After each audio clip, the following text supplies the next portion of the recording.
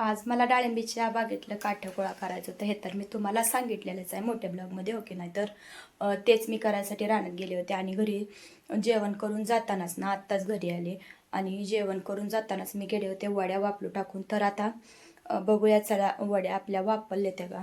आणि आज मला भाकरी पण लवकरच करायचे त्या, तर पटकन आता तयारीला लागूया म्हटलं.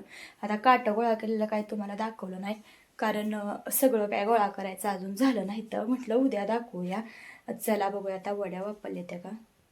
रानात जातानाच ना मी ही वड्या वापरू टाकून गेले होते. तर आता ही वड्या ना एकदम भारी अशा वापरल्या त्या. आता मी वड्या कशी बनवते याची रेसिपी तर मी तुमच्यासोबत याच्या अगोदर शूट केली आहे, मोठ्या व्हिडिओमध्ये शेअर केलेली आहे मी ती.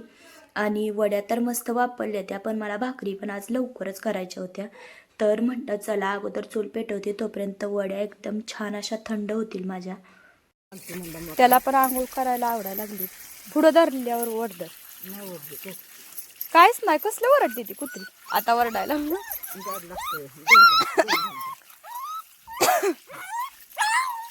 कुत्र्याला आंघोळ घालायची म्हणून बाबाचं कालच्यापासून चाललंय, पण आज झाली त्याची आंघोळ. उन्हात ठेवा आता त्याला.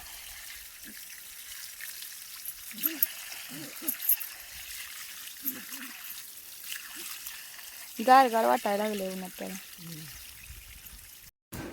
चूल तर पेटवली, पण हे तर वाकं टाकता का एक मग काय परत ती आता अगोदर वड्या वापरतील मग भाकरी कर तर आर.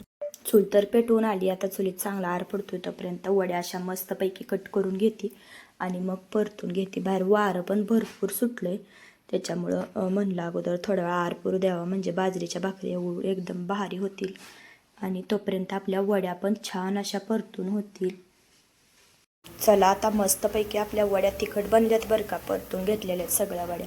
आणि आता छानपैकी चुलीमध्ये आर पण पडलेला आहे. तर आता जाते भाकरी करायला. बाकी तुम्हाला वड्या आवडतात का हे मला कमेंटमध्ये नक्की सांगा. आणि मी आज लवकरच स्वयंपाक सुरू केला आहे, आळूवडी बनवायची त्याच्यामुळं. चला तर मग या खायला गरमागरम आळूवडी.